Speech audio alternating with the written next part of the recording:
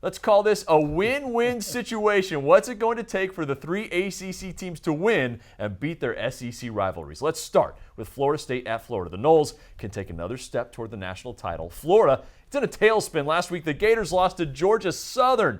Okay, it looks like a mismatch, but it is a rivalry game.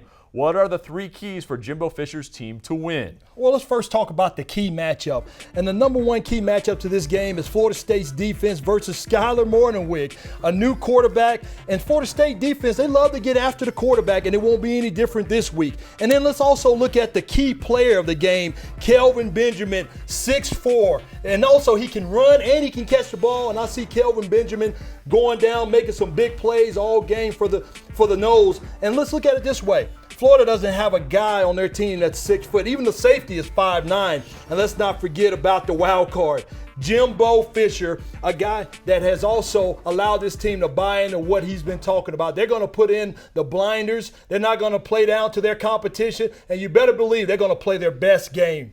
If they win, they are 12-0. Still thinking about that national title. Okay. Give me your prediction. Florida State versus Florida. Florida State versus Florida, 49-28. Florida State, it's a blowout.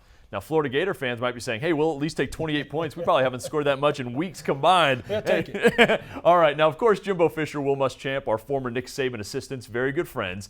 Then there's the Clemson-South Carolina rivalry. That one isn't quite as friendly. Jadeveon Clowney took some verbal shots at Taj Boyd over the summer, saying Boyd is scared in the pocket. Quote, you can see it in his eyes that he's scared of our D linemen.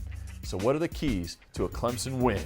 Well, the oldest trick in the book is to try to get in Taj Boyd's head, but I'm sure Taj Boyd, he's going to be talking to his offensive lineman. And one guy in particular is Brandon Thomas, who allowed last year 4 sacks. But Brandon Thomas says he's ready for this matchup against Jadeveon Clowney. He's going to neutralize him, so Taj Boyd will have a little bit of time to be able to make those big plays downfield. And let's talk about our key player, Taj Boyd. He's a senior. This is his time to shine. He hadn't beaten South Carolina his whole career, and I think he gets to win this week coming up. And let's not forget about our wild card matchup. You want to talk about coaching.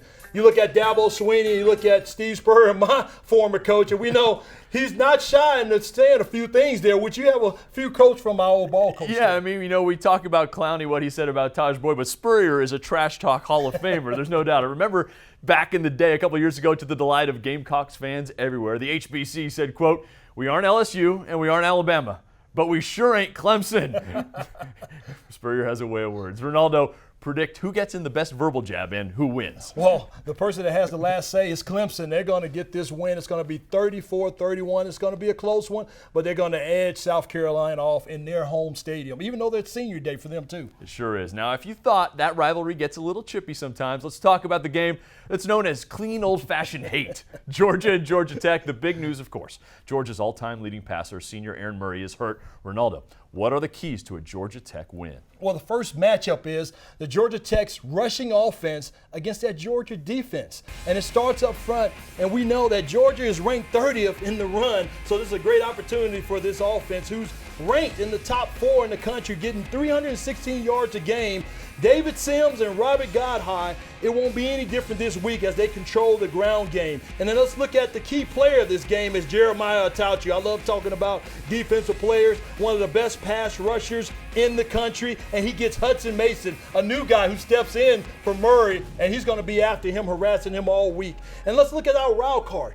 We talked about Aaron Murray. This is the single reason why Georgia's not going to win, because they don't have Aaron Murray at the quarterback position. So there won't be no doubt about it that Georgia Tech will get this win. All right, so give me a score. What's the score Georgia Tech beats Clemson by? I'd say 24-10.